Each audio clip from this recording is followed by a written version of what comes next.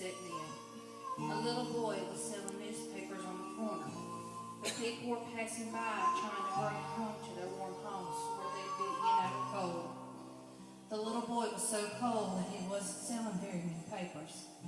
He walked up to a policeman and said, "Mister, you wouldn't happen to know where a poor boy could find a warm place to sit, would you?"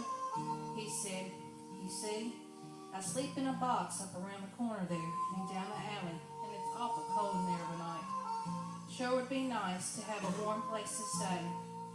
The policeman looked down at the little boy and he said, "You go down the street to that big white house and you knock on the door.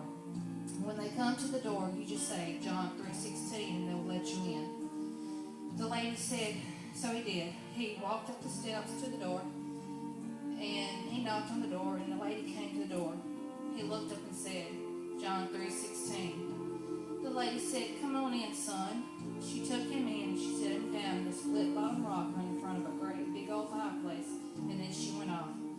He sat there for a while, then he thought to himself, John 3:16, I don't understand it, but it sure makes a cold boy warm.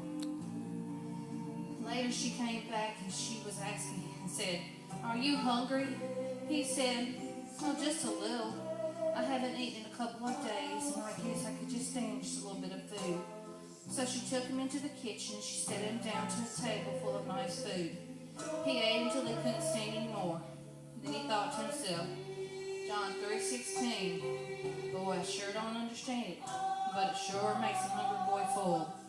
She took him off upstairs to a bathroom, to a big old bathtub full of warm water, and he sat there and he soaked for a while. As he soaked, he thought to himself, John 3:16, boy, I sure don't understand it, but it sure makes a dirty boy clean. I've not had a bath, I guess, my whole life. The only bath I ever had was when I stood in front of the big old fire hydrant and they flushed them out. She came in, she got him, she took him in and tucked him to a big old feather bed and pulled up the covers up around his neck and kissed him goodnight and turned out the lights. He lay there in the darkness, and as he looked out the window with the snow coming down, it was so cold and dark outside, he thought to himself, my, John 3:16, boy, I sure don't understand it, but it sure makes a tired boy rested. The next morning she came back up and took him down again to that same big table full of food. After he ate, she took him back to that same big old split-bottom rocker in front of the fireplace, and she took a big old Bible and she sat down in front of him and she looked up at him and she said, "Do you understand John 3:16? And he said, "No, ma'am, I don't. The first time I ever heard it was last night when the policeman told me to use it." Then she opened the Bible to John 3:16 and she began to explain to him Jesus. Right there in front of that big old big fireplace, he gave his heart and his life to Jesus. And he sat there and thought, my, John 3:16. Boy, I don't understand it, but it sure makes a lost boy feel saved.